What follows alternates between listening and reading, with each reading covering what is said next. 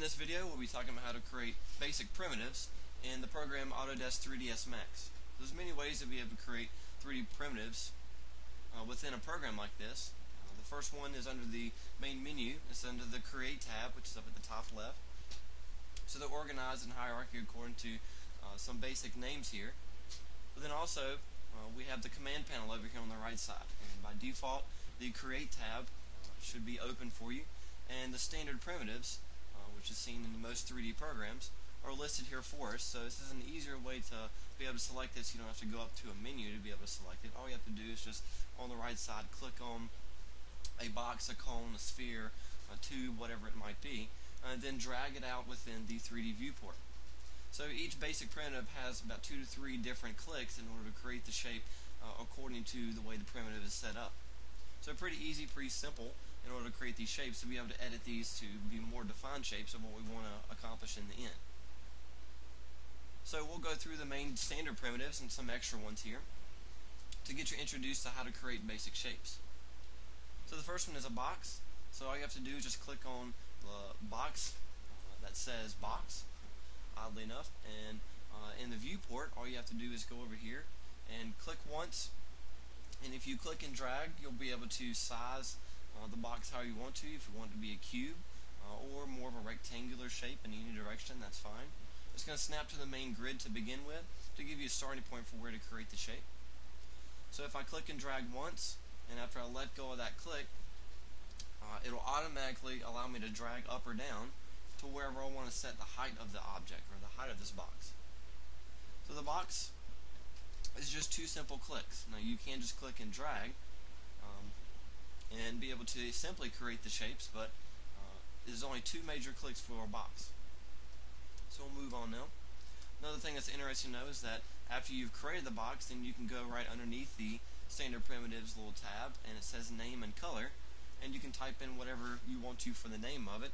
So we can title this cube, and then maybe change the color of it. By default, Max changes the color of each new shape that you create to show easily that this is a different shape by color. So I can also change that to whatever color I might want to by clicking that little colored square, and maybe I want this to be a green box for right now. So this really isn't dealing with the material editor, it's just the basic color for this shape right now. So I also have parameters and creation methods here that I can change at any point before I actually go edit these shapes. So I can change the radius, the height, the cap height, and also some of the blend shapes and sides. And if I scroll down even more with the command panel, I can locate the length, width, and height, as well as the length, width, and height segments.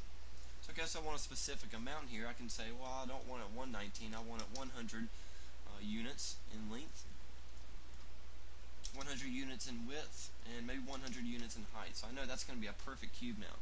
And also come in here and change the segments. Maybe I only want 1 segment for this cube for length, width, and height.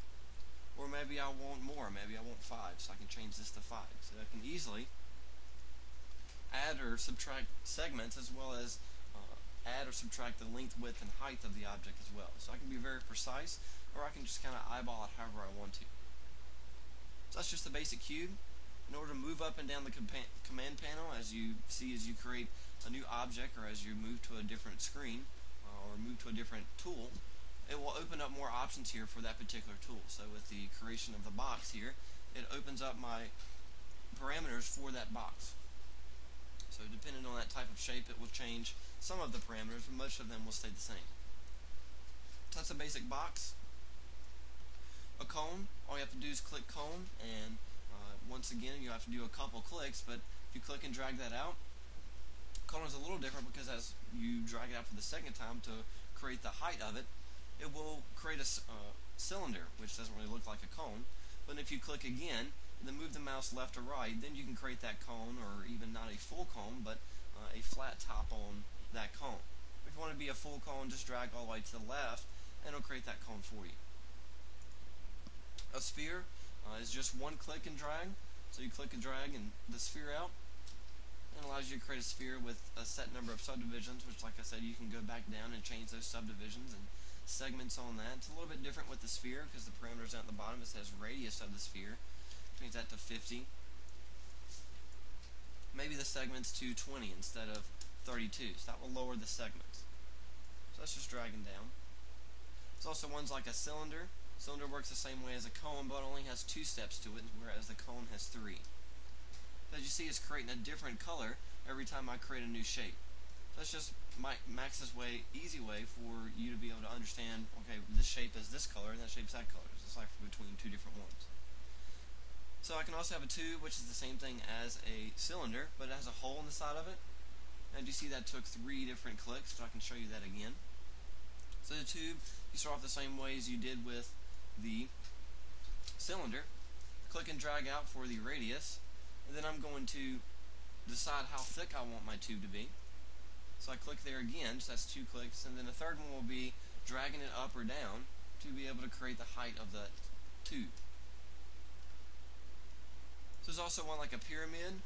So a pyramid will work similar to that. You click and drag out for the height, the width and length of it, and then you click drag up for the height of the pyramid. There's of course the major plane, basic plane. Go here. So if I click and drag, it'll create just a basic plane with some subdivisions already in there, but just as with the other ones, you can go down to the parameters and change that as well.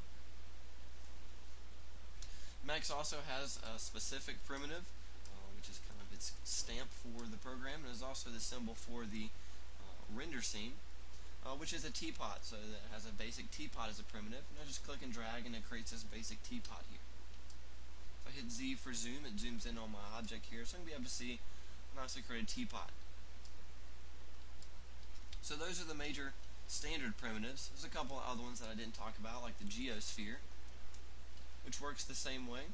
Geosphere is similar to a sphere, but I can change the way it is subdivided. So by under the parameters here, you can come down and change some more options. This is a more detailed sphere here. So you can go through and look at some of the different options, the segments, hemisphere. That's another option for some objects like a sphere. So I can turn the hemisphere option on and off. So it's half a sphere. There's also a torus. The torus works similar to the way a cylinder works. I click and drag one out for the radius of the object, and then if I click again, it'll decide if I want more of a donut shape or more of an outer size donut shape, and then that's the way a torus is created. So those other primitives, other than just standard primitives, some of them are more detailed to architectural purposes, like doors and windows, stairs, AEC objects, but there's also extended primitives which have more detailed versions of this as well. So a hedra, you click and drag that out, and I can come down here to the parameters and change the way that hedra looks, which is the tetra, cube, or some other options like a star. So those are basic primitives as well. Hose is another one. Click and drag the hose for the radius, and then click up, and it creates more of a hose pattern. An oil tank. If I click this and drag that up once, it'll create my oil tank shape, and then the third time, it allows me to change. I really want it flat or more rounded at the end. A capsule similar to that last shape I just showed you. Let me move back over here so you can see this. Where I click and it more looks like a sphere to begin with, then I drag up to create more of a capsule like medicine. There's also an interesting one similar to the torus, but this is called a torus knot. If I click and drag out, it creates a knot-like shape, and then I can define the thickness of that knot. There's also ones for more architectural purposes, like an L extend, which is more like a side of a room. So if I click and drag out, it'll show me this kind of L shape. And if I move it up, if I click it out and then I move it up, it'll create more of a corner. Again. And once again, you have 3 clicks for the thickness of the wall. And then you have kind of an L corner here. So also there's a C extends, which is similar to the same thing, but now I have 3 sides to the wall. So that's it for basic primitives here.